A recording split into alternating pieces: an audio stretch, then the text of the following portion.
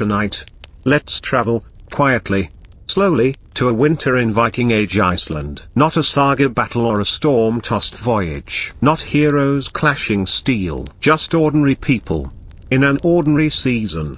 Making it through the cold. You are welcome here. In the longhouse light.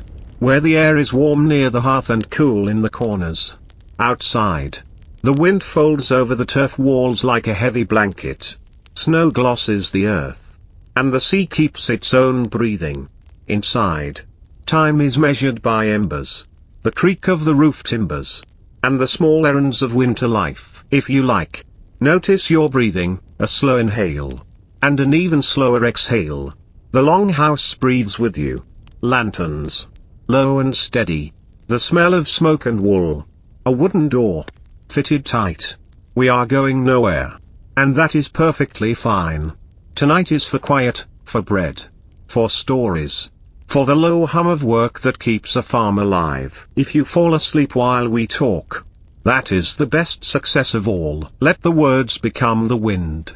Let the wind become silence. We'll begin where winter begins. With the first true cold. It comes all at once. And not at all, a teasing frost on grass. A rim of ice in the bucket. A morning where one breath looks like two. People notice it in the small chores. A hand that lingers over the coals a little longer. A shawl taken from its peg and draped over shoulders. The first time the cattle stand close. Their breath made visible. Harvest is behind us. What hay the fields could spare is stacked and tucked under a turf cap. The barley is long gone to bins. The last greens dried and hung. Fish hangs stiff from pegs near the eaves. Cured by wind and air. Light as wood and strong as winter. There is comfort in seeing the lines sag with their weight, the pantry of the wind, because the wind is the pantry in this place. The light changes. 2. It leans low even at noon. And the hills wear a bruised blue. On the shingle shore. Driftwood tells stories from distant trees. Out beyond. The sea keeps its dignity, dark. Moving. Necessary. People watch the weather the way you watch a sleeping child. Every shift matters. Every sigh. Clouds come on two tracks, some from the sea. Heavy with gifts. And some from the high inland. Cold and clean. Razors of air. Winter. When it settles. Feels familiar. Like an uncle whose footsteps you know. The little ones stop asking if it will snow and start asking if it will stop. The answer is always the same.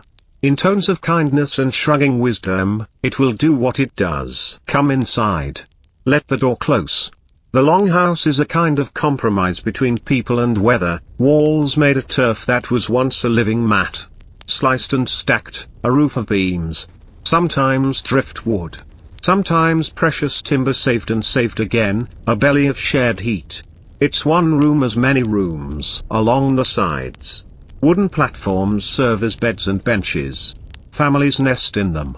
With chests and blankets and cloaks. In the middle, an open hearth licks up its steady light and trades it for smoke. The smoke, in its own way, is a resident here. It seals wood, drives out damp, makes meat last, and teaches the eyes to half close into an easy rest. Cups sit where cups sit. A ladle hangs by its string. A pot remembers last night's stew and almost invites it again. A loom waits upright near the light. There is a ladder to a loft. Where things dry. Where some people sleep. Where every step knows every foot. You learn the longhouse by sound. The sweep of a broom laid with twigs. A scrape of spoon on wooden bowl. The sigh of the door and the hush when it stops. Laughter in winter sounds gentler. Wrapped in wool and steam, arguments sound smaller. 2. As if they themselves shiver and want to be done. Here. Long nights are a kind of wealth. Each hour becomes a drawer you can open, mend this. Card that. Tell the story that fits exactly inside the time it takes to turn flax into thread. If the weather presses, the house grows smaller. If the hearth is generous, it grows larger again. And in the corners, tools sleep, the iron that saw summer's hay, the knife that knows your hand, The adze that squared a beam years ago and still remembers the first cut. A winter morning in Viking Iceland isn't bright and sudden. It's a slow negotiation with the dark. Someone stirs before the rest. Always someone. And the hearth is the first conversation, ash spread. Embers coaxed. A curl of smoke agreeing to become flame. Water warmed. Not boiled yet. Just enough to make wash water friendly. A few coals tucked toward the pot, stew. Again. It's good to meet a friend in the morning. Boots wait by the door. Stuffed with straw to be kinder to cold feet. Cloaks hang in their patience. The wind tests the latch like an animal. But the wood knows the game. A child coughs. A dog lifts its head and decides against action. The day can start without him. Outside. The snow has a squeak to it. The kind that tells you it's colder than yesterday. The yard is a little theater of tracks. Cat. Chicken. A fox sometime in the night. Curious and bold. The barn isn't far. And it holds its own weather, animal heat. The sharp sweet of hay. A plain chorus of breath and movement. The cow's ribs rise like the roof of a small church. The sheep. A text in wool. You feed first what must be fed. You water first what must be watered. If a trough wears ice, you break it. And the crack sounds like distant thunder. The animals know your steps and answer with their own. You move slower in winter not because you are lazy, but because everything is a thing. Each latch can stick. Each rope can stiffen. Each footstep has to be placed back inside. The morning thickens into tasks. Someone spins by the fire. Hand too practiced to look at. Someone shapes dough, a flat cake. Simple. To take a kiss of heat and be food. Someone straightens bedding. Shakes blankets. Dashes a look at the roof beam to check for drips. Listens to the storm speaking a dozen languages. No one hurries. You cannot hurry the season. So you do not hurry the day. You hold it in your hands like warm bread. In a land without easy forests. Winter warmth is a household art. Driftwood is treasure, salt-licked. Strange. With journeys in its grain. Peat blocks. Cut and dried in a kinder season. Come into their full dignity now. Burning low and long. Giving more glow than flame. Dry dung fires. Not glamorous but honest. Make a deep steadiness of heat that lingers in stones. Light, too, is made and kept. Tallow candles. Lard lamps. Small cups of oil that trick their flame along a wick from twisted plant fiber or a strip of cloth. Smoke does its dance. And a subdark beam learns patience from it. People's eyes change with winter light. They become travelers across little distances, lamp to hearth. Hearth to bed. Bed to door, comfortable with the landscape of dimness. You cradle light. You feed it. You trim it. You move it where work needs seeing. A lamp on a shelf near the loom. A flame near the settling of a child. A quiet lantern. Hooded. For the quick winter run to a neighbor's door. There is a craft to getting the most from little. You learn how far you can read by embers and which tasks belong to a better flame. You learn that light has its own kind of weather, sometimes generous and sometimes you simply accept the night. The pantry of winter is a story of earlier seasons made durable. Dried fish hangs obedient and light. Almost like pages in a book. When you break it, it snaps. And that sound is comfort, a sound that says the sea gave and will give again. Meat that could be saved has been smoked or sour stored, some rests in whey. Some dried hard for chewing. Bones wait for broths that turn humble water into medicine and meal. Grain is careful, oats. Barley, never wasted. Always measured. A porridge that greets the day. A flatbread that stands up to stew. Butter is a bright gold memory of summer. Taken in thin slices so it will last. Skyer. Thick and tangy. Returns and returns again. A dependable neighbor at every meal. Friend to berries when there were berries. Friend to honey when there was honey. Friend to itself on days when there is only itself. The pot on the hearth doesn't get empty, it evolves. A stew weaves yesterday into today. Each ladle pulled out is replaced by a ladle of water and a handful of respect, some barley, some onion, a bit of meat, a stray root. The flavor isn't sharp. It is round, and mild, and honest. It says, we will be here again tomorrow. And there are little joys. A stored apple, wrinkled but fragrant, shared in slices so thin you can see light through them. A scrap of cheese saved for a name day. A spoonful of honey that turns a child's mouth very serious. In winter, small sweetnesses have a ceremony all their own. Wool is a calendar that you wear. The sheep wrote it with grass and rain, you read it with carders and combs and patient twist. Spinning is a winter's perfect occupation, hours fall into the spindle like snowflakes. Each small, each sufficient. The rhythm is modest as breathing. Draw, twist, wind, repeat. A thread that gathers a world near the best light. The loom stands like a doorway. Warp weighted, threads lifted. A shuttle slipping side to side like a little boat on a dark river. The cloth grows almost invisibly. And then suddenly, there it is, a length that wasn't. And now is. Colors are quiet, undyed fleece. Lichens and plants lending browns and greys. Maybe a soft madder if trade or luck has passed this way. Dyes are like gossip, they arrive slowly and leave traces. Layering is wisdom. A tunic, a cloak, a hood, mittens like shelters for the hands. For traps and shoes that mind their seams.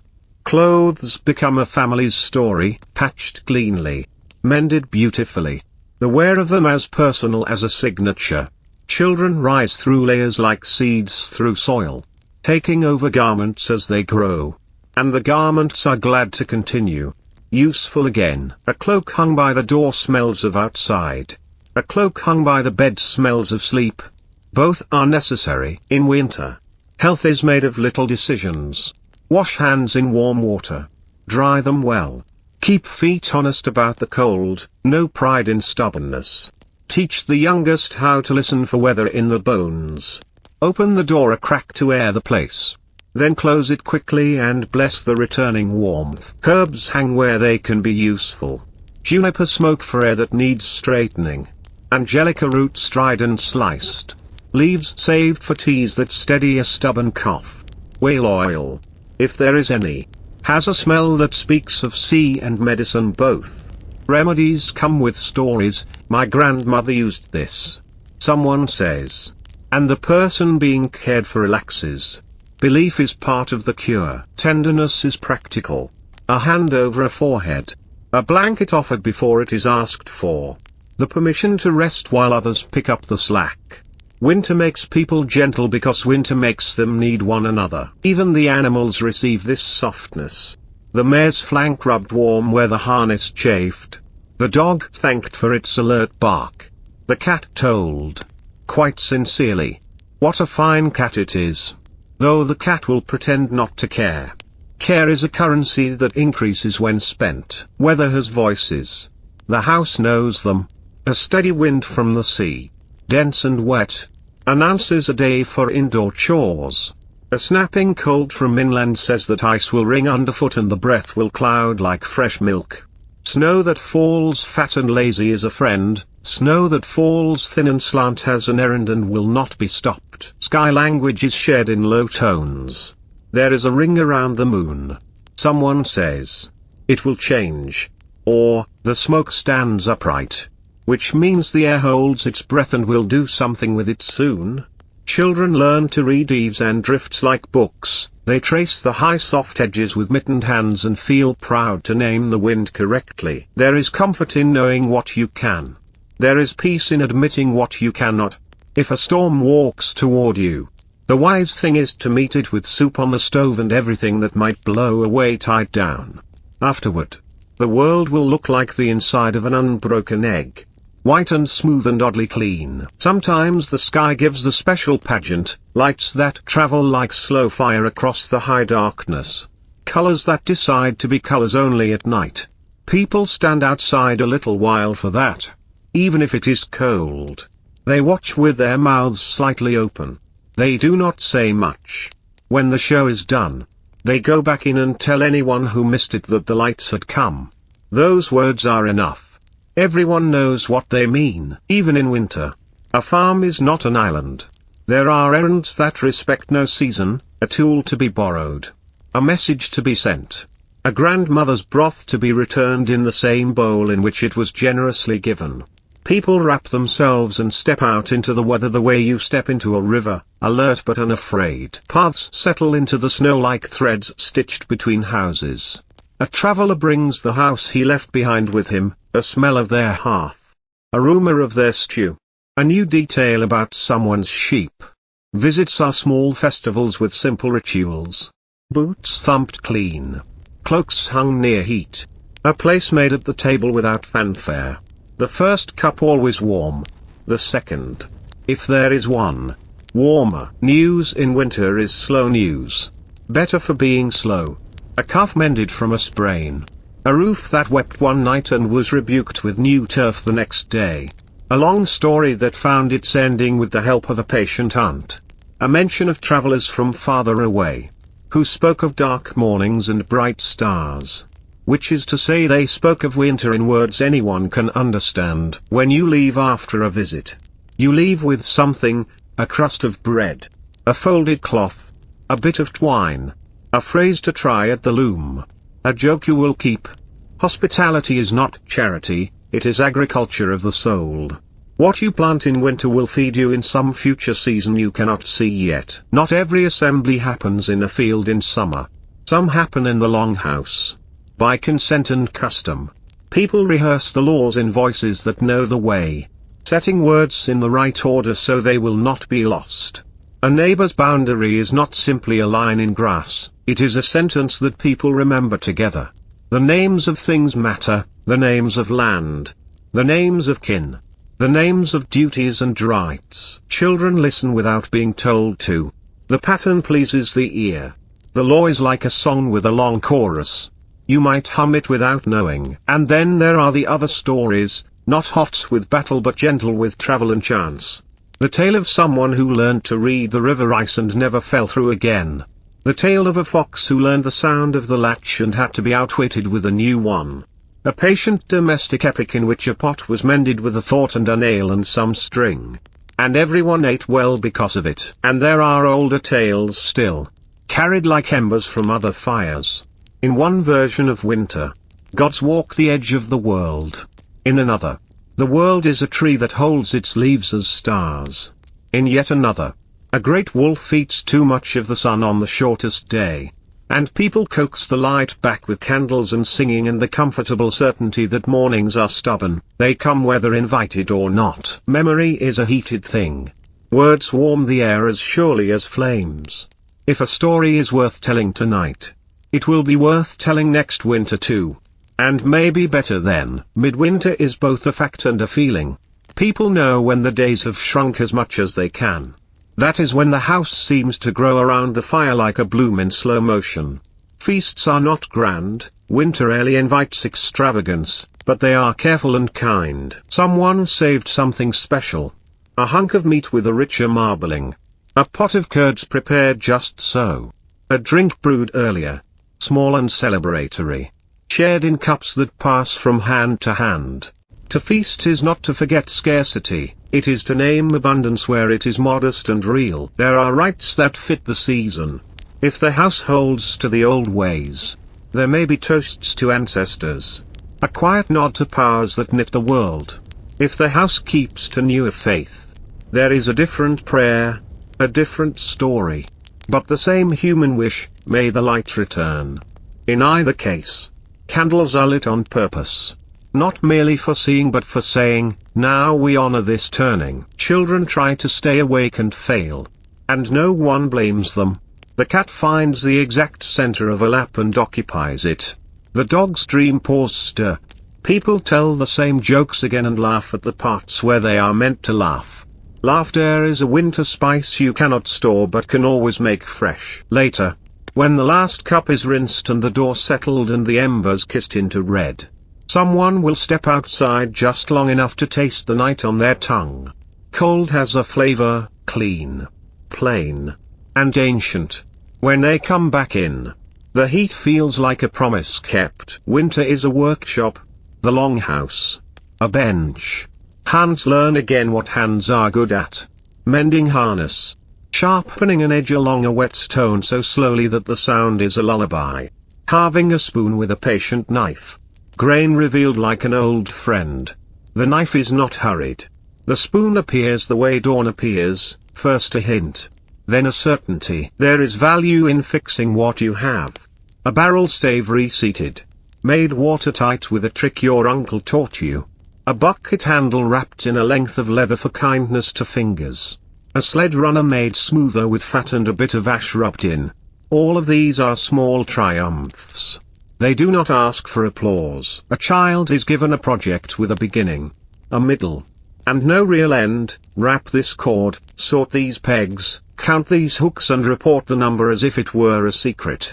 A teenager is trusted with something that matters. Take the coat that is almost a good coat, someone says, and make it a good coat. They do. They learn the stitch that vanishes but holds like a promise. Sometimes you must go. The weather permits it, or at least does not forbid it. And a day is chosen. Layers are armor against no enemy at all. Only air that shakes like fine glass. Paths in winter are honest. They show you where everyone has gone, to the shore, to a neighbor, to the ridge where you can see far enough to name tomorrow's sky. Horses know how to place their feet. People know how to read ice, where it sings, where it sulks, where it lies. Poles test the way ahead. The wind writes yard-long sentences in snow.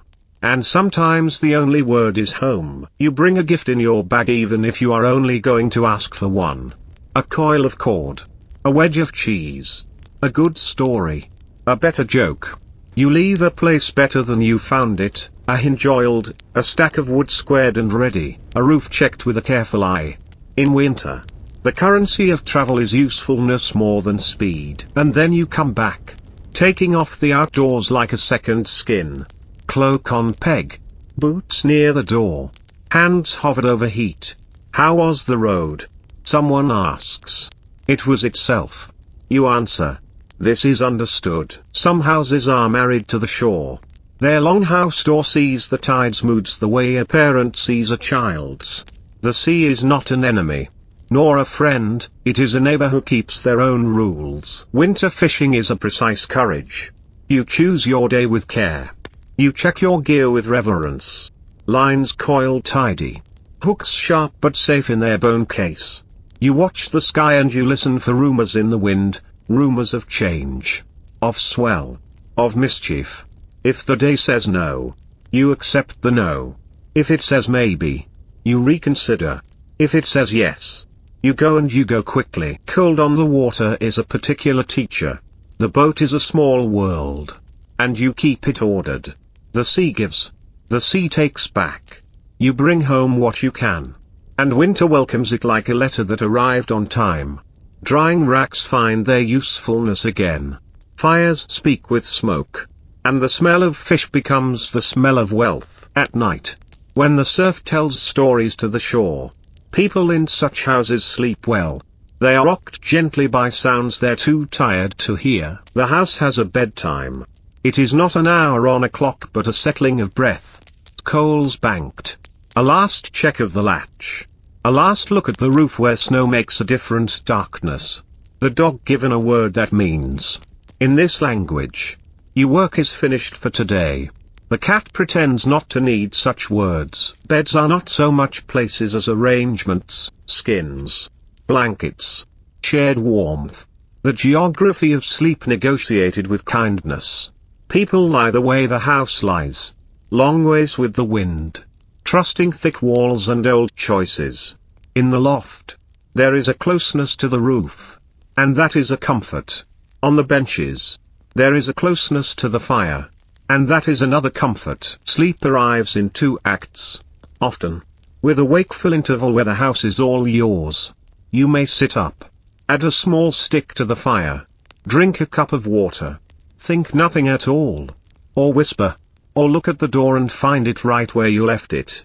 This is not insomnia, it is merely night observed in full. Dreams in winter are practical. like lists. They lay out tasks gently. They find lost things and put them in plain view. They visit beaches you know and rooms you haven't built yet. Sometimes they remember summer on your behalf. And you wake warmer than you were. There are days when the air is so sharp that it polishes sound. The mountain edges look closer, as if the world leaned in to speak softly and be exactly heard. Those are days for small achievements that feel like large ones. You shovel the path not because anyone will come but because you like to see the ground's face. You tidy the tool shed until the tools nod their heads and agree that yes, this is better. Someone combs the fleece of a sheep that will lamb in spring. And the sheep looks surprised by its own handsomeness. On such days, the sky is a mirror left outside. The sun wears it like a crown. People have been known to stand where they are, say ah, and then say nothing else. That is a good way to spend a minute. If the cold is deep and still, sounds travel farther. You can hear the sea from inland. The sea can hear you from the yard. A neighbor's axe counts trees you cannot see. The church bell, if there is one nearby in this century and place, folds the distance neatly like a blanket put away for later. Winter work can be a celebration if you invite it. There is the day for scrubbing wooden bowls with snow. The day for turning mattresses. The day for choosing which broken thing deserves its chance to be whole again. People make a game of tasks that might otherwise be tedious. Who can split the neatest stack? Who can card wool to the finest cloud? Who can peel a root so long and thin that it astonishes even the practical aunt who has seen everything? Rewards are modest and perfect. The neatest stack gets the first cup of something warm. The finest cloud earns a smile that is better than praise. The root ribbon becomes a garnish on someone's plate. And the plate is suddenly beautiful. Music sneaks in where there is laughter. A tune hummed. A rhythm tapped with a spoon on the side of a pot. A short song with many verses and no need for them. The house becomes lighter without changing weight. There are hard days. A drift that sneaks under a door seam and makes a small surprise on the floor. A cough that refuses negotiations. A you that decides she will not be sensible. Not today. On such days, winter feels like a test set by a stern teacher. But this is not an exam to fail. Only a lesson to attend. The drift is pushed back outside with an apology. The cough is given broth and quiet and a new blanket from the chest where the good blankets live. The you is persuaded by someone who knows her better than she knows herself. With patience and hay and a tone of voice that moves mountains. There is grace, too, placed where you do not expect it. A break in weather that lets you fetch what you need. A neighbor arriving just when another pair of hands would make a job safe and quick. A story remembered at the exact moment it can lift a mood without pretending the trouble isn't real. Grace in winter is small and exact. That makes it easier to see. Seasons do not flip like pages, they blur into one another like watercolor. There will be a day when the drip from the eaves has a tempo you haven't heard in months. Another when the snow sags a little around the edges, like bread turning out of a pan. Another when the sheep look at the ground with new interest and the ground agrees to be interesting again. People begin to move in ways that say, we are not done with winter, but we are living forward. Tools come out from corners where they waited politely. Lists appear that are not about survival but about hope. The barn smells different by increments so small you would miss them if not for the training winter gave your nose. No one says spring out loud at first. It is a superstition or a courtesy, perhaps both. You act as if spring is a shy guest who will be scared away by too much attention. You make room for it anyway, a shelf cleared, a seed bag found, a rope mended for the gate that will need opening. Winter in Viking Iceland is no spectacle in this telling. It is a series of kind decisions made by ordinary people in ordinary houses with extraordinary care.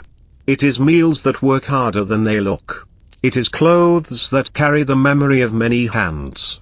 It is knowledge that hides in plain sight, how to keep water from sulking into ice in a bucket, how to ask the roof to keep its promises, how to stand quietly and let the sky finish what it is saying. You could live this winter. You are already living it. Here. In this room where we kept a fire going with nothing but words. If you are still listening, let your eyes grow warm and heavy, like stones resting by a hearth.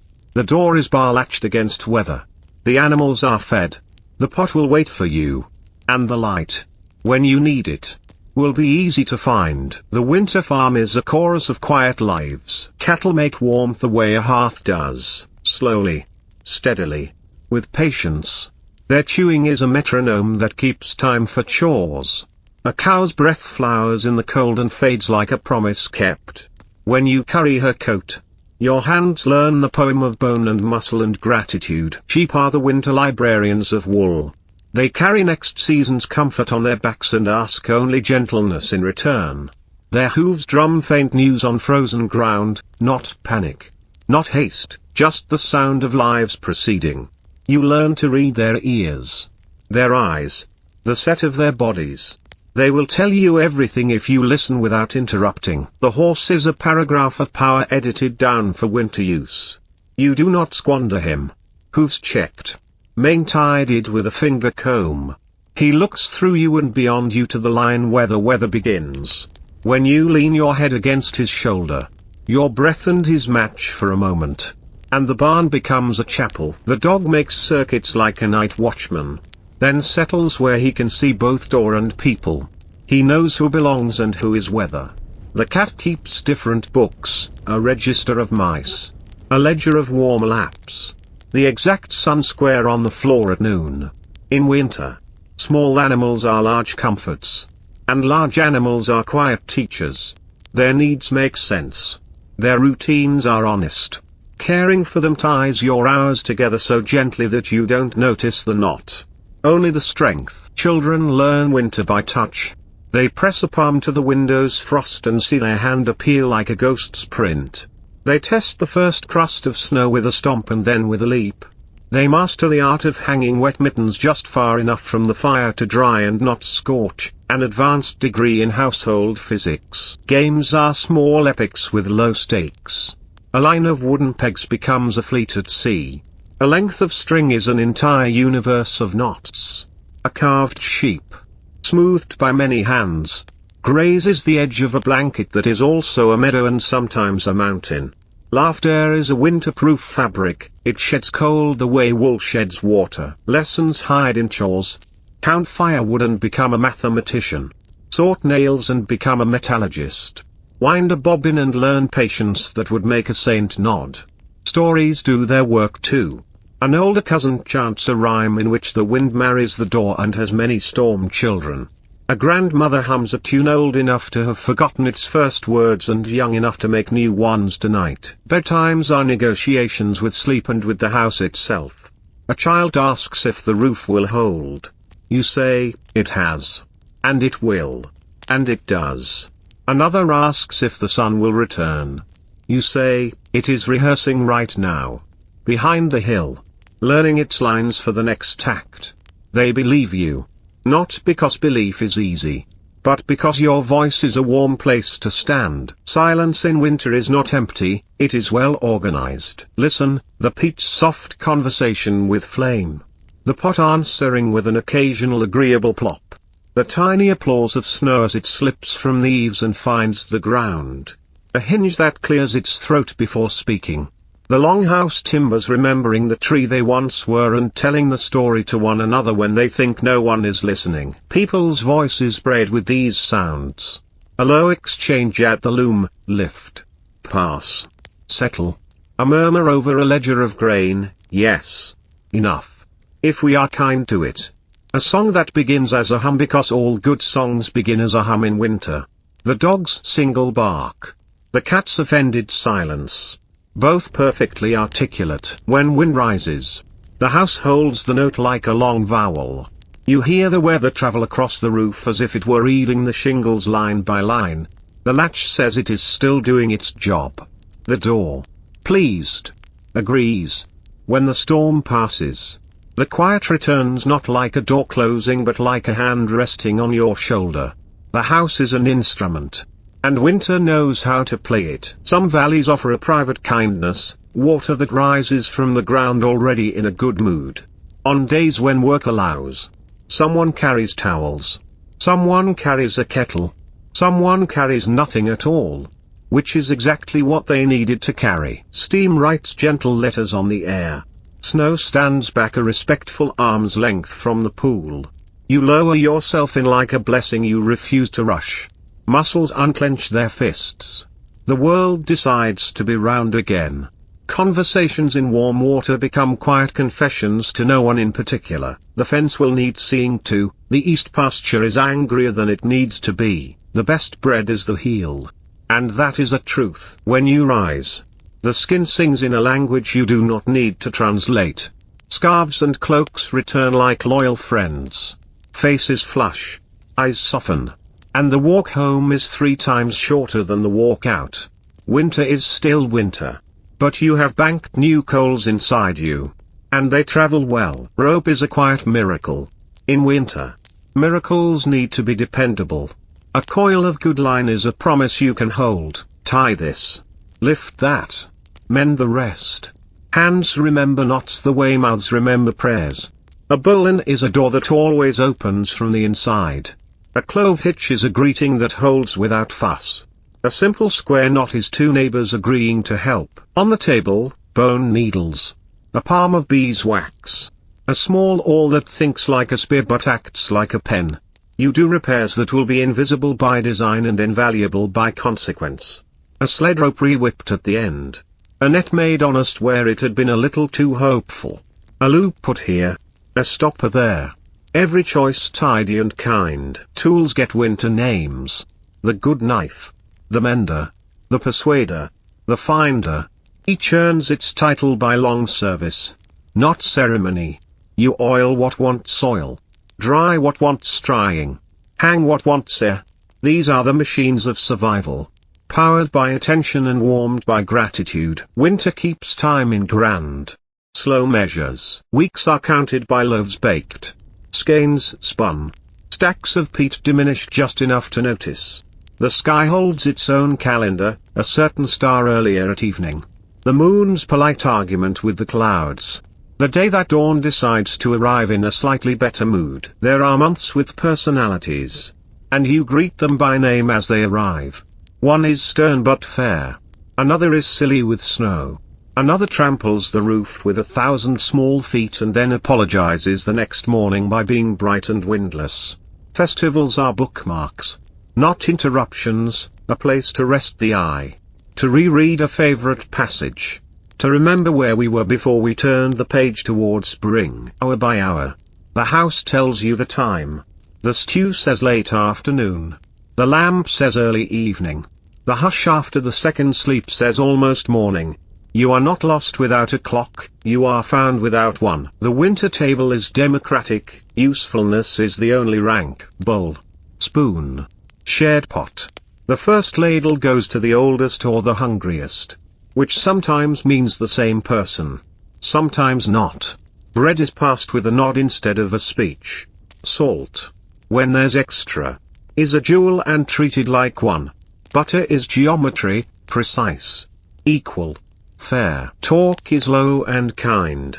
Stories wait until mouths are empty, laughter waits until the joke is fully dressed. Children learn the choreography, how to hold a bowl like a friend. How to honor the last spoonful by wanting it and sometimes leaving it. A good meal ends with the same magic trick every time. The pot, somehow, is exactly enough. After, there is the small theater of washing up.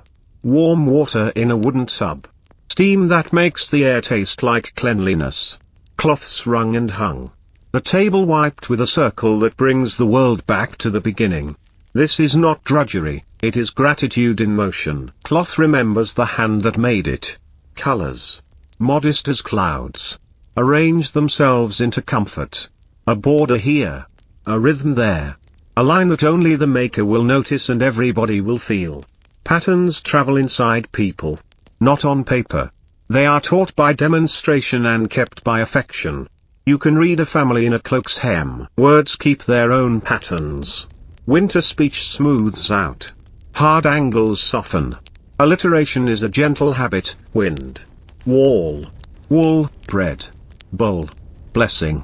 Kennings, Little riddles wander into conversation like shy neighbors: the whale road, the sky candle, the frost flowers glazing the window.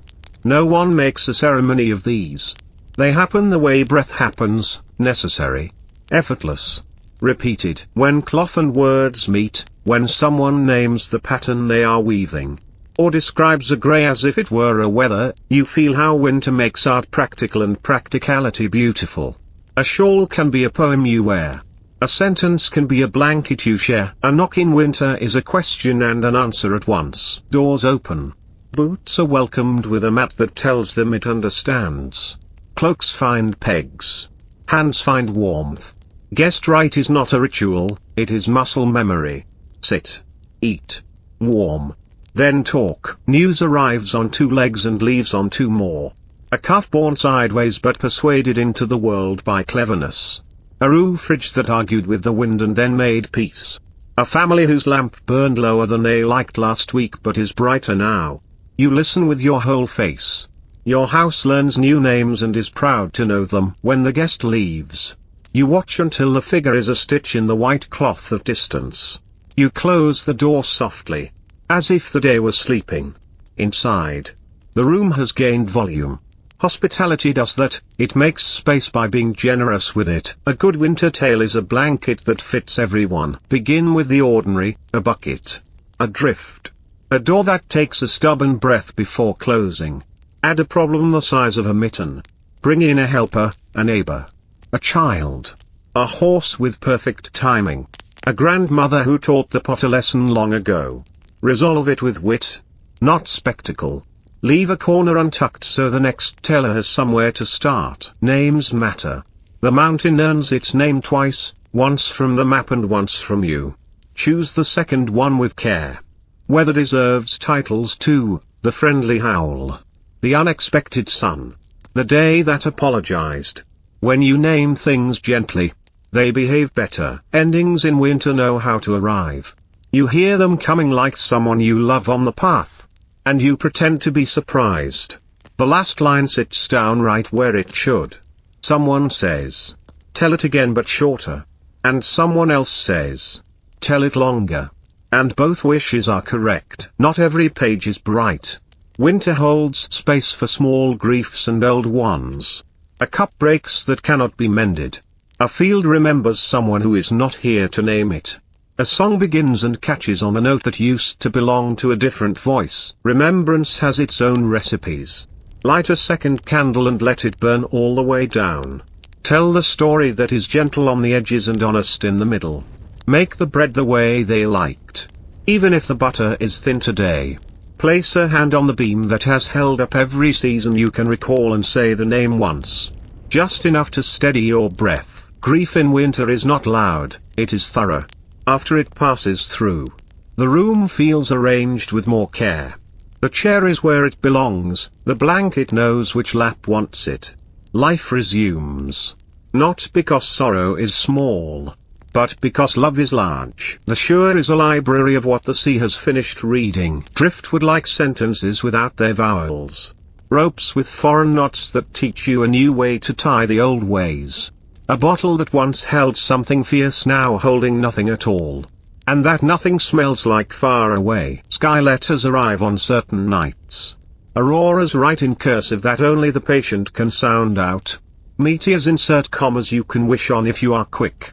The moon edits the world with silver until even the sheep look like footnotes to an illuminated manuscript. You take these messages inside not to keep them, but to be kept by them. The longhouse hears what you saw and glows a little brighter for it. Tea is poured. Heads tip back. The ceiling becomes a shared sky. Far places feel near. The near place feels vast. Winter loves such tricks. Snow is a builder with strong opinions. It puts walls where you meant to have doors and doors where you planned a wall. You learn to negotiate. Brush the path into being each morning and it will remember itself by afternoon. Stack windbreaks cleverly and the yard becomes calmer than the weather around it. Shovels are pens that write the day's intentions.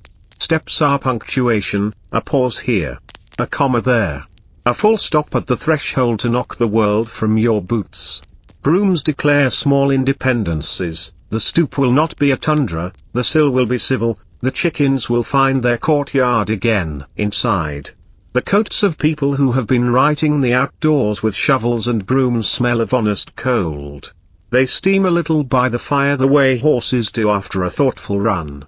It is good work. Snow work. It refuses to be finished and therefore is never wrong. Every fire has a memory like a family. Summer wood burned bright, crackle, leap, brag. Winter fuel tells different tales, low, patient, steady as a hymn. The ashpan is a history book. If you stir it with respect, it will show you layers of days.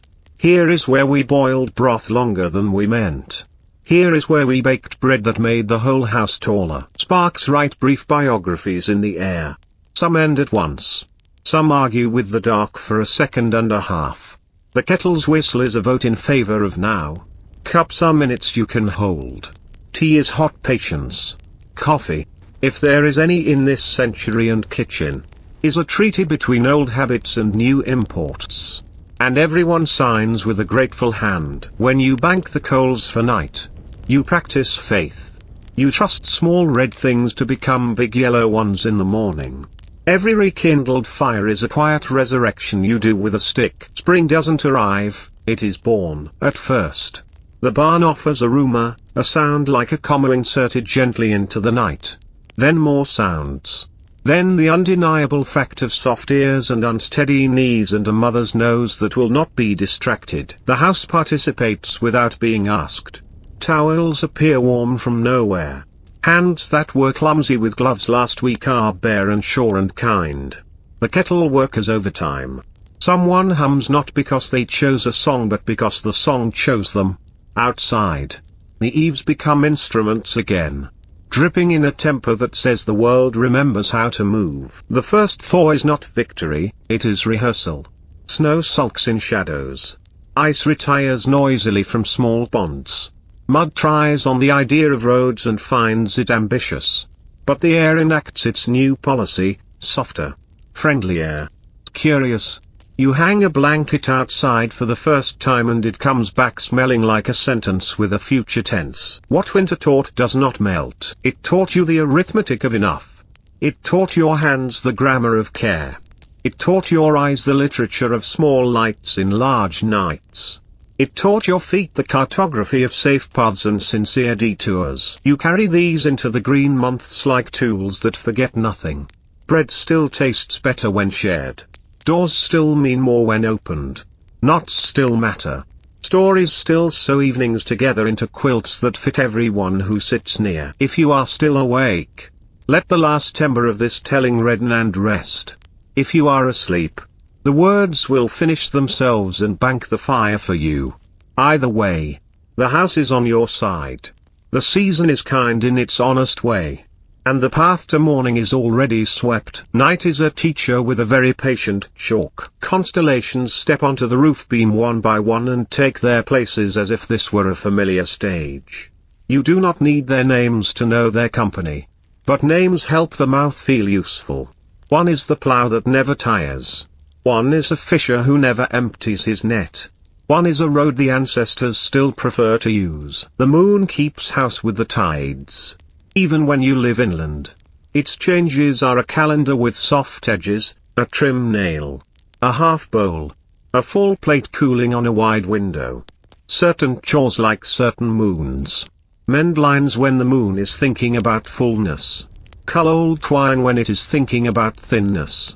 It's not law, it's courtesy. Children learn the sky by repetition. Point, say, repeat. Adults relearn it by silence.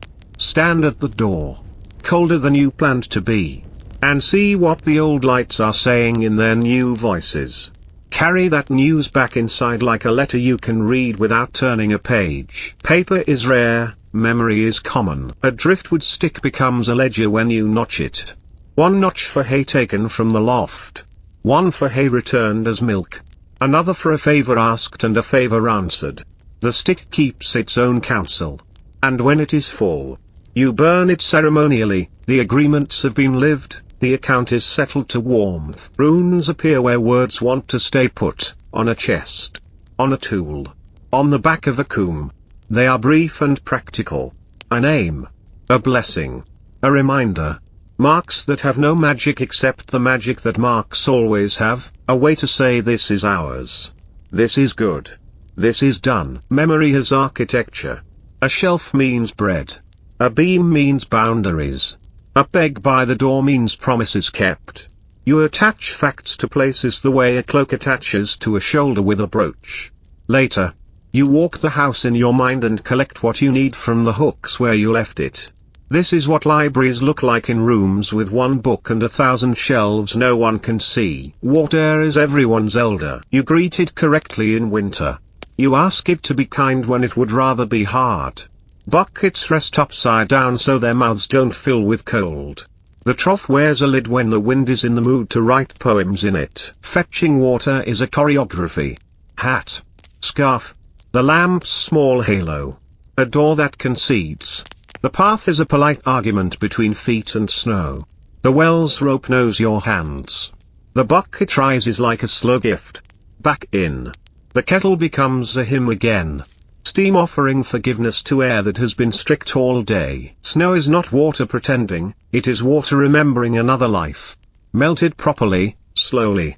Gratefully, it becomes the same ally it was in summer. If you listen closely. Water thanks you with little sounds.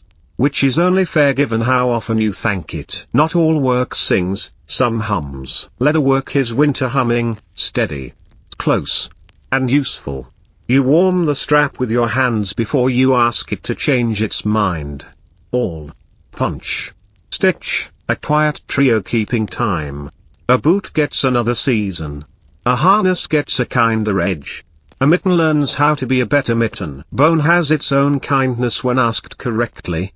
A needle emerges from a scrap that would otherwise be polite trash. A toggle replaces a button that wandered off in autumn. Smoothness is the goal and the apology both. Nothing should snag on winter except stories. Metal is cautious in cold. You keep it oiled, dry, and praised. A small whetstone travels pockets like a charm. Edges stay honest. Tools behave like friends who listen more than they speak. Trade is conversation that changes shape. In winter, it speaks softly and prefers local dialects. A skein of yarn crosses the table and returns as fish. A carved spoon goes out and comes back as lamp fat. No coin needs to blush, the ledger is in the smiles and the good reputation of promises kept. Measures are practical trust. A known bowl equals a fair portion. A finger's breadth is a tailor's treaty.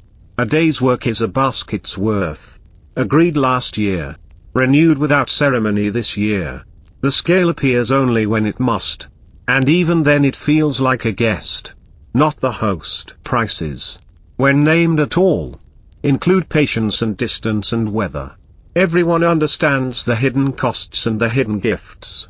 When someone quietly adds a scrap of something extra for luck, you accept it as the local currency of grace. A longhouse is generous with warmth and strict with space. Etiquette is a series of small kindnesses. Turn your bowl so the handle faces the next hand. Tread softly at night as if the floor itself were resting. Shake snow from your cloak outside even when your bones beg to be inside. Privacy is a curtain made of attention. You look away on purpose. You listen in ways that mean I hear you and also I will not repeat you. Arguments are kept brief and clothed. They wear humility and end with something useful being done. Wood split. Water fetched. Latch improved. Thanks is said often, but not always aloud. A blanket folded more neatly than you found it is a thank you. A pot scrubbed better than necessary is a thank you. A story offered when someone's shoulders sit a little higher than they should is a thank you. Music chooses the room before it chooses the notes. In winter it prefers wood and wool. Lullabies happen without being scheduled. They are momently, a low line carried over a sleepy child, a tune hummed to steady a spoon stirring, a melody that belongs to a family the way a path belongs to a door. If scripture lives here, it is read in tones the fire understands, kindly, slowly, accepting of pauses. If older ways live here too, their chants are not rivals, they are cousins. The house keeps both on the same shelf. Their spines worn, their pages soft instruments. When present, are modest citizens, a flute that was once a reed, a drum that remembers the goat it used to be, a jaw harp with a private sense of humor. When none are present, the house itself plays, beam, bowl, wind, kettle, footfall, an orchestra for those who know the score by heart. Evenings like pieces that fit. Boards come out, lines scratched into a tabletop long ago, little stones black and white, a game that thinks it is war but behaves like gardening. Moves are made slowly on purpose, to give conversation time to catch up to comfort. Dice exist, but winter prefers games with less luck and more attention. Bone tokens click like polite hooves. Hands learn the grammar of waiting. Children win more often than chance would allow because adults find that kind of loss delicious. Wagers are small and warm. Winner fetches the water. Loser gets the first bowl. Draws are celebrated with laughter because a tie is proof that evening was exactly the right length. Lessons look like life rephrased. Geography, the names of fields and their moods. Arithmetic, shares of bread and bags of grain. Botany, which leaf is a friend in summer and a doctor in winter. Astronomy, which stars keep their appointments and which like to be late. Writing, when practiced, is a dignified guest, a bit of charcoal, a board scrubbed clean. Letters rehearsed like steps to a dance. Reading happens with a finger and a whisper. The mouth learns the shapes before the eyes believe them. Science wears an apron. Why does ice crack the bucket? Why does steam soften the cough? Why does a knot slip unless it is shown how not to? Questions fall into the room like snowflakes, separate, simple, countless, beautiful when they gather. The house is a promise you renew by hand. Turf walls are gardens turned vertical. Their roots repurposed as stitches. You check for gaps where the wind auditions for a role it isn't meant to have. You add a new seam of sod, damp and heavy, and hammer it into the chorus. The wall hums in a lower, happier key. Timber earns respect by being scarce. A beam knows every winter it has seen. You speak to it, not with words, but with oil, with a brace, with the soft tap that says I know you carry us. Smoke holes learn to be clever, open just so, close just so, shielded with a trick that an uncle learned from a man who learned it from a sailor who learned it from a storm. Doors are the diplomats of the house. They negotiate with weather, with neighbors, with the dog's opinions. A good latch is a short sentence that ends arguments. When the tide is in a generous mood, the shore sets the table. Kelp dries into ribbons that cook into strength. Bladders pop underfoot like polite applause. Salt gathers on rocks where the spray has been thinking. You harvest modestly, never from the same patch twice. Because greed is poor seamanship. Back home, the house becomes a small apothecary. Broths deepen with the sea's whisper. Ropes like a taste of seaweed rubbed into their fibers.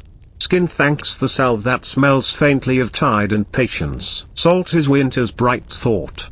A pinch here, a pinch there. It wakes up flavors that tried to sleep through the season. Everyone sits up a little straighter when the salt arrives. The way people do when a beloved elder enters a room. Law in winter is not a spectacle, it is a stool with 3 legs, memory, fairness, and time. Disputes shrink indoors. Voice is lower. Facts are told in the order that helps truth show its face. Witness is a sacred function performed by people whose hands also mend nets and bake bread. This keeps the truth from floating away. An oath is not lightning, it is a lamp. You hold it up to your own face so others may see you clearly. Restitution is preferred to punishment, mending preferred to cutting. When agreements are made, they are fastened to something visible, a beam, a boundary, a named stone that will not walk away in spring. Justice in winter is specific and kind. It leaves as much peace as possible on the table, and carries away as much bitterness as it can hold. Sight naps early in winter, the nose stays up late. You know the hour by sense, peaked just turned. Bread approaching readiness. Wool drying from honest snow. Stew admitting it has become better than yesterday. Even the cold has varieties, river cold, sea cold.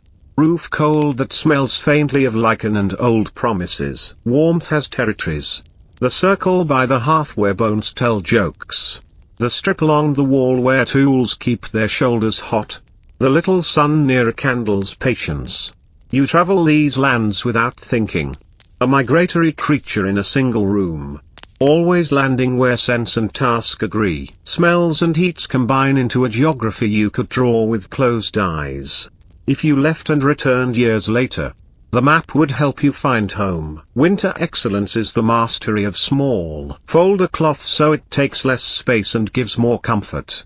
Turn a log so it burns longer with fewer complaints. Place a cup where the hand will find it in the dark. Say the right word at the right volume and then stop. Nearly nothing is not nothing. It is the exact amount that keeps the day from squeaking. A drop of oil. A stitch you cannot see. A nod that travels farther than speech. The season applauds in the quiet way it prefers. The wind eases. The fire settles. The door forgets to rattle. If you are still awake, let this be enough. If you are asleep, this is the part the house will remember for you. Either way, the lesson keeps. Simple things done kindly are how winter becomes a friend. Frost is a patient artist. Overnight it etches window flowers in quiet silver, ferns and feathers, rivers and roads. You learn to read these brief manuscripts. A plume means the room slept well, a lace edge means the wind argued politely with the wall and lost. Children breathe close to make a small round clearing. A porthole into morning. Adults do, too. When no one is looking. Glass is a luxury, bladdered skin, oiled cloth, or shuttered slats sometimes do the work instead. The eye adjusts. Seeing becomes a craft of near things, the shine of a bowl, the shy ember, the grain in wood that looks like a coastline. Winter teaches close vision and rewards it with comfort. You wipe the pane with a warm cloth and it answers with the smell of clean cold. A scent that feels like a fresh page. Outside, the day admits itself without hurry. Inside, the house holds its steady sentence: heat, bread, wool, time. Winter is when gear remembers who it meant to be. Nets come down from pegs to be mended in good light. You work the mesh like a gentle puzzle. Each knot a small promise. Twine hums through fingers that know the route. Floats are inspected. Weights are counted. The old bone needle nods at its own usefulness. Lines are coiled with more care than ceremony. Hooks are checked and warmed by the palm before oil protects them from weather's opinions. A creel is relaced where a strap confessed it was tired. The boat that sleeps ashore receives a hand on its gunwale, thanks for past days. Patience for future ones. None of this is urgency, all of it is readiness. When weather tilts its head and says yes, your answer will be practiced and calm. Snow keeps a diary and forgets to lock it. You read it at the threshold, small hems of mouse, a fox's neat cursive, the confident punctuation of a dog doing his rounds.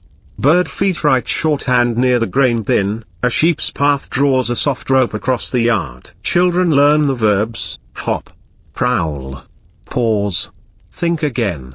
Adults learn the adverbs, carefully, hungrily, unafraid. A melt in the afternoon edits the text, a night chill sets it in type again. You walk where your boots do the least harm to the story and the most good to the chores. Now and then, your own tracks from yesterday meet you like a friend arriving exactly on time. You nod to yourself and step into them, matching pace with the person you were. Laughter wears wool in winter. It moves softly so it won't startle the fire. Jokes are household tools, a spoon that stirs, a lid that fits, a hinge that stops squeaking because someone told it a better noise to make. The best punchlines are modest and arrive with their boots brushed. Riddles curl up by the hearth and purr. What has one eye and cries without tears? The needle, what room has no door and grows by being eaten? The mushroom, children hoard such treasures. Grown-ups pretend not to be impressed and are impressed anyway. Humor is a lamp that asks little oil, lit at the right moments. It makes the room larger than weather. The healer's bag is not grand, it is exact. A twist of dried angelica, a sprig of thyme, A cloth steeped in vinegar, folded thrice. A pot of rendered fat turned salve, smelling faintly of field and patience. A bone spoon for dosing, smooth as a lullaby. Cloths are negotiated with steam and story. A sore back is bargained with warm stones wrapped in cloth and placed where muscles keep their arguments. Sleep is invited, not commanded, a cup of something mild. A hand on a brow. The room agreeing to be a little quieter than usual. Healing in winter is seldom dramatic. It is ordinary kindness portioned carefully over days until the body remembers its own instructions. Some knocks arrive with cold on their shoulders. You answer with heat and bread before names. Peg for the cloak. Stool for the feet. A bowl that makes a circle of welcome on the table. Questions shrink when hunger does. Stories tell themselves better when fingers forgive the weather. Travelers carry maps made of rumors. They lay them on your table in words. A bridge sulking under too much ice, a farm where twins were born. One lamb bold, one lamb careful, a merchant who sells combs that make even winter hair listen. You add your local notes and fold the map together. When the guest leaves, the law of warmth continues, a bundle for the road, a word for the sky. A sign made on the latch that means come back safe. Enough is a kind of poem with no wasted words. You cut butter thin not because there is shame in hunger, but because there is honor in foresight. You count sacks and feel grateful that they can be counted. The stew extends itself with barley the way a good story invites another listener. Children are taught the arithmetic of plenty. A big loaf lasts longer than a small boast. A saved apple is 2 good days, one to anticipate, one to taste. Adults practice the geometry of sharing, angles that make a round table. Slices that are equal not because the knife is perfect but because the heart is. Rationing is praise for the work already done and trust in the work to come. It says, quietly, we are stewards of gifts. Some afternoons belong to edges. The whetstone drinks a little water and keeps its counsel. Steel kisses stone with a whisper that means, almost. Almost. Yes. You guide the angle like a memory you don't want to lose. A knife remembers summer onions, winter roots, spring lambing twine, companion to all seasons. Scissors for cloth, blade for peat, adze for the stubborn corner that once refused to fit. Each learns its precise kindness again. After, a rag with oil reminds metal to resist the moods of air. You test the knife on a curl of wood so thin it looks like something the moon might write. A sharp tool is safer than a dull one. Winter likes such sensible truths. Wisdom travels light. Many small sticks make a quick fire, one big log makes a long evening. Salt is a shy friend, call it softly. Tell the truth in a warm room. Fix the strap before the journey invents a lesson. 2 good ears are better than 1 loud mouth. Proverbs are not laws, they are lanterns. You pick the one that suits the path and leave the rest for tomorrow. Children collect them the way pockets collect useful string. Elders trade them like seeds across tables, each sprouting in a different soil. When the lamp burns lower, the sayings sound older and kinder. You nod even to the ones you haven't tested yet. Dawn will test them for you. Not every journey moves the feet. Staying is a craft with tools of its own, a broom that makes thresholds honest, a list that forgives itself, a habit of checking the latch with love rather than worry. You practice presence the way others practice roads. The house becomes a compass that points to here. North is the door. East is the loom. South is the hearth. West is the peg where the best cloak rests. In such a map, every place is the right place. And time behaves itself. If you are still awake, feel how the room agrees with your breathing. If you are asleep, the room will keep agreeing until morning. Either way, winter approves. It has been trying to teach this lesson all along, that stillness, done kindly, is also a kind of travel. Winter keeps its own small suns in crocks. A jar with a cloth lid breathes on the shelf, the sour that will become bread. A pot of sky listens to itself, remembering the summer pasture in a patient tang. Brines hold turnips and beets inside their salted winter dreams. None of this is urgent. Every bubble is a polite knock. Every knock an invitation to wait. Hands feed the starter with emotion learned from older hands. Flour in. Water in. Stir in circles that agree with the day. The jar answers with a faint lift of shoulder, I am awake. A loaf is planned like a journey, mix. Rest. Fold. Rest again. Shape. Proof. Bake, longhouse hours translated into bread hours. On the hearth. The pot that never quite empties is a chorus leader. A ladle of stew becomes an ingredient in tomorrow's stew. Kindness folded into kindness. A single dried herb, pinched between finger and thumb, opens like a book. Winter cuisine is not a spectacle, it is a friendship maintained. Ravens hold faculty positions in the winter sky. They teach weather by remark and rebuttal. A pair floats over the field like ideas considering a landing. Their speech is a library of snaps and bells, you don't translate so much as agree. Spiders keep lower counsel along the sea's edge. Feathers proofed against arguments the wind enjoys. Ptarmigan wear snow as a uniform and say nothing. Gulls recite the liturgy of shores in a bright, unembarrassed voice. In hard weeks, a scrap set out by a door becomes a treaty. Birds sign with footprints like careful signatures. Children learn to leave enough, but not too much, generosity that keeps accounts. When the sky is still, the sudden wing beat is punctuation. You look up, accept the sentence, and go on with your day. There is an hour when the world chooses one color and uses it generously. Blue arrives before the sun commits and lingers after it changes its mind. Snow receives that blue and returns it, brighter for having been borrowed. Faces soften. The longhouse windows glow like warm islands in a friendly sea. Moonlight on snow is a second daytime with quieter opinions. You can find the path without hurrying it into being. A bucket looks ceremonial in such light. A fence looks like writing, neat, declarative, old-fashioned. You remember summer, but you do not wish for it. The night gives enough. Aurora. On the rare evenings it stops by, edits the blue with a green quill. No one argues. Even the wind listens when the sky speaks that tongue. Boats sleep ashore with the confidence of good tools resting. Winter is their appointment book. Check the seam that flirted with leakage. Praise the rib that has carried weight without complaint. Warm a little pitch and remind the keel of its vows. Oars get sanded where blisters once had arguments. Handles oiled until the grain remembers it is wood, not stone. Nets hang nearby like retired maps. Floats stacked. Sinkers counted. A small, respectable mess of twine on the bench becomes a doctrine of order by late afternoon. You run a hand along the gunwale and say nothing the boat hasn't heard in every season, soon, and thanks. Readiness is its own warmth. A boat prepared in winter makes a promise to spring that spring is happy to keep. Genealogy is winter's slow braid. By lamplight, names are set in order.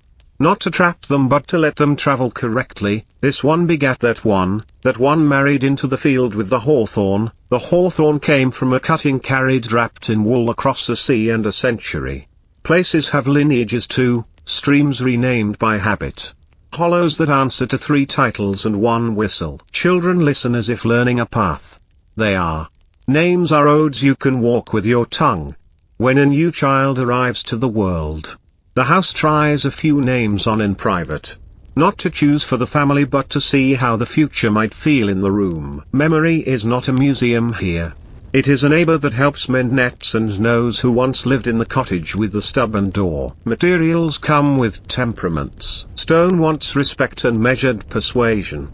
Bone enjoys becoming useful again. Needle, comb, toggle. A hook that feels like an old idea made new. Wood says yes to patience. Spoon, bowl.